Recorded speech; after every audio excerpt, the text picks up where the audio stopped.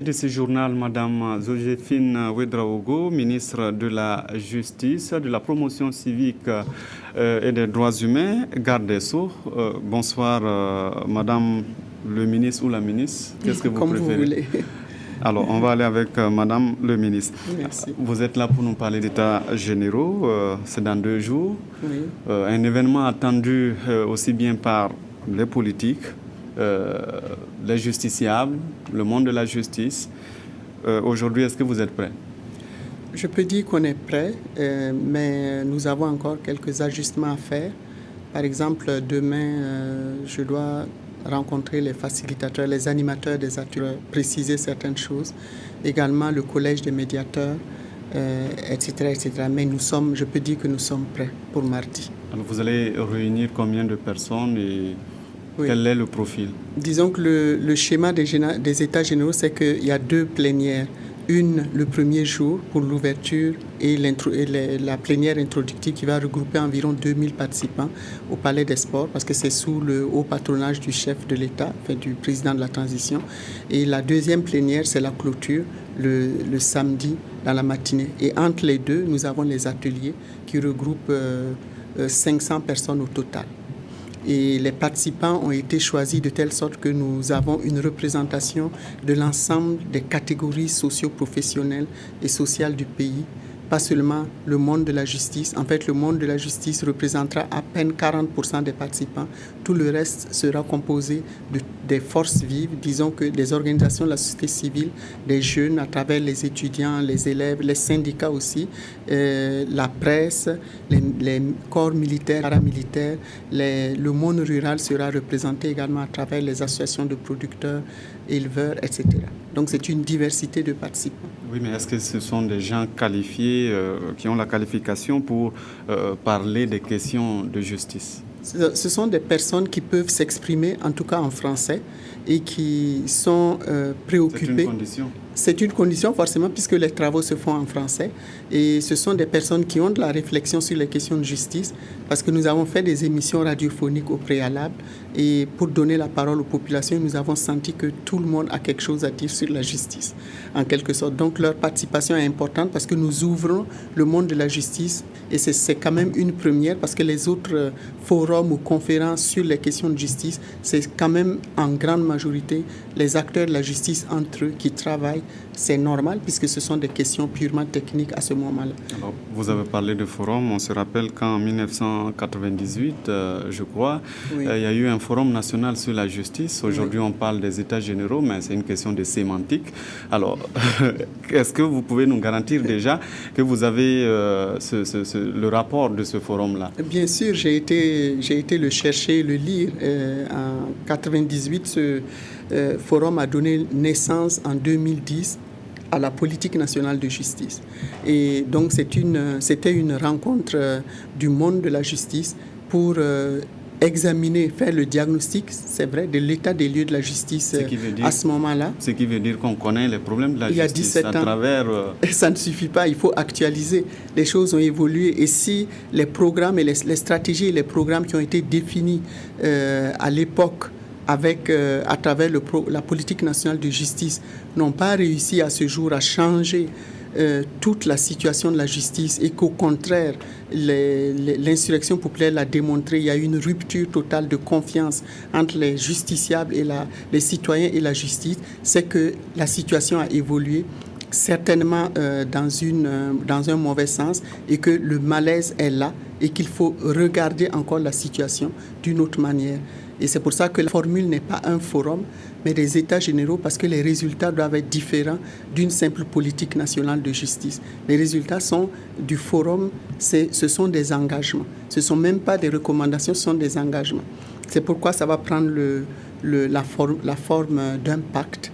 Un pacte est une sorte de charte, hein. Donc c'est un instrument contraignant parce que nous avons défini les différents chapitres de ce pacte en fonction de toutes les thématiques qui vont être discutées, des problèmes qui doivent vraiment faire l'objet de changements et d'engagement en fait de changements opérationnels. Ce qui veut dire que tout ce qui sera décidé au cours de ces états généraux-là seront forcément appliqués. Exactement, parce que le pacte s'accompagne d'un mécanisme de suivi de veille, de suivi et d'interpellation qui va d'ailleurs être transformé, disons, consacré en autorité de mise en œuvre du pacte. Donc nous nous arrangeons pour que ces états généraux donnent lieu à des engagements des divers partis. Parce que si vous voulez, par exemple, réaliser l'indépendance de la magistrature, il faut que l'exécutif comprenne en quoi il influence la bonne marche ou la mauvaise marche de la justice, parce que l'exécutif doit laisser la justice travailler. Mais tout cela va être discuté pendant les États généraux et indiqué à travers le pacte la place de l'exécutif par rapport au système judiciaire. Également, quand on parle d'indépendance, c'est même à l'intérieur même du monde de la justice, les magistrats par rapport à leur propre serment.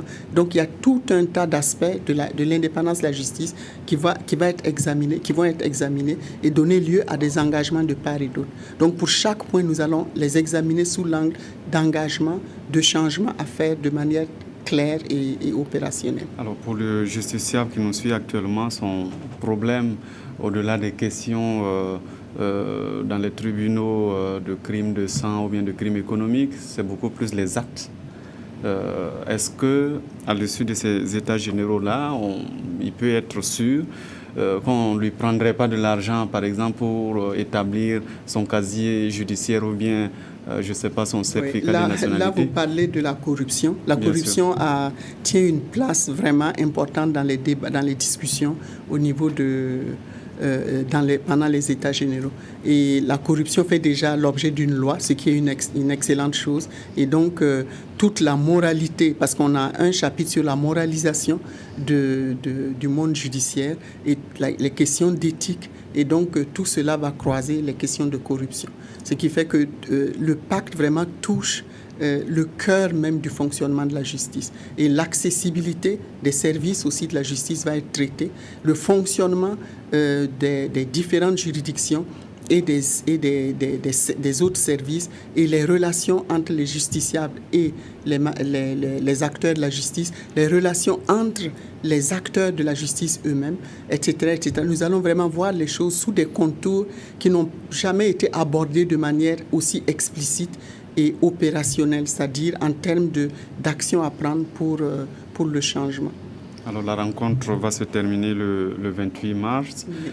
Est-ce que le 30, parce que pour vérifier donc ces états généraux, on a brandi certains dossiers comme Thomas Sankara, comme Norbert Zongo, le dossier Guiro. Est-ce que le 30, c'est d'ailleurs la journée nationale du pardon, ou c'est devenu la journée nationale du souvenir? Oui. Voilà. Est-ce que le 30, on peut rouvrir par exemple le dossier Sankara?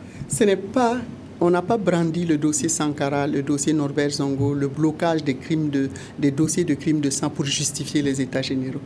Le blocage ou les retards accusés dans le traitement de ces dossiers-là, ça fait partie des problèmes de la justice, des questions d'indépendance de la justice, mais il y a tout un ensemble de facteurs autour de cela. Et nous n'avons pas attendu les états généraux pour faire avancer déjà, pour poser quelques actes déjà en direction du traitement de ces dossiers. Nous avions déjà parlé de ça à d'autres niveaux. Le dossier Norbert Zongo a été rouvert. Le dossier Thomas Sankara est en train d'avancer avec le décret sur l'exhumation. Il y a également la famille vous rétorque que la préoccupation première, ce n'est pas l'exhumation, mais c'est beaucoup plus. Mais l'exhumation fait partie de la procédure d'instruction. Donc, sans l'exhumation, ça dit que les deux se font en parallèle. Donc, l'instruction ne peut pas non plus avancer sans l'exhumation. Donc, tout cela contribue à faire avancer le dossier Thomas Sankara. Alors donc, rendez-vous mardi 24 mars pour donc parler de la justice burkinabé. On va vous dire merci d'être venu sur ce plateau. C'est à moi de vous remercier. On va donner l'occasion d'exprimer.